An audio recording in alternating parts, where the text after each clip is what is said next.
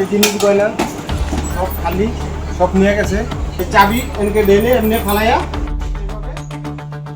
পরিবারের মুখে হাসি ফোটাতে জীবনের সবচেয়ে মূল্যবান ৯টি বছর কাটিয়েছেন মধ্যপ্রাচ্যের প্রবাস জীবনে। শরীয়তপুর সদর উপজেলার দড়িহাওলা গ্রামের বাসিন্দা মোহাম্মদ জসিম ব্যাপারী দিনের পর দিন কঠোর পরিশ্রম করে উপার্জিত অর্থ পাঠিয়েছেন দেশে স্ত্রী ও সন্তানদের সুন্দর ভবিষ্যতের আশায়। কিন্তু যে সংসারকে ঘিরে ছিল তার সকল স্বপ্ন, সেই সংসার থেকেই আজ সবচেয়ে বড় আঘাত পেয়েছেন এই রেমিটেন্স যোদ্ধা।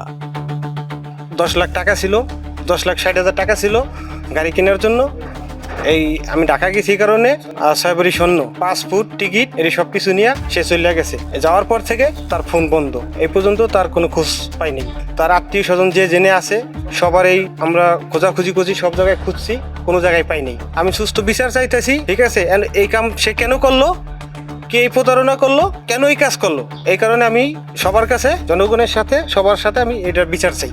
ভুক্তভোগীর অভিযোগ, গত ৩রা জুন সৌদি আরব থেকে দেশে ফেরেন তিনি। এরপর সংসারের আয় ব্যয়ের হিসাব নিয়ে স্ত্রী শিলা আক্তারের সঙ্গে মনোমালিন্য দেখা দেয়। এর মধ্যেই গত 11ই জুন সকাল 10টার দিকে দুই সন্তান 19 বছর বয়সী আরিফ ও 12 বছর বয়সী আবিরকে বাড়িতে রেখেই নিখোঁজ হন শিলা আক্তার। অভিযোগ রয়েছে, যাওয়ার সময় আলমারিতে থাকা নগদ অর্থ, প্রায় 6 ভরি স্বর্ণালংকার, প্রবাসে ফিরে যাওয়ার জন্য প্রয়োজনীয় পাসপোর্ট এবং বিমান টিকিটও সঙ্গে নিয়ে যান তিনি।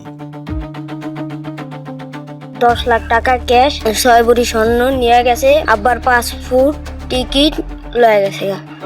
আমরা দুজনে ছিলাম, তার ছেলেও ছিল। আমরা গল্প করতেছি, তারপর সে 10 লাখ টাকা ছিল ঘরে, আর তার কাপড় গুছায়া স্বর্ণগয়না ছিল। তারপর সে তা নিয়ে চলে গেছে। আগেরও কথা বললা, তারপর চলে গেছে। আমরা তো আর জানি না সে চলে যাবে।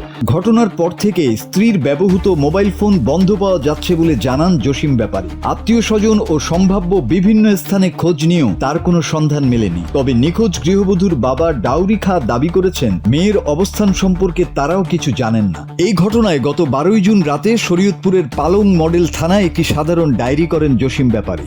বিষয়টি তদন্ত করছে পালং মডেল থানার পুলিশ।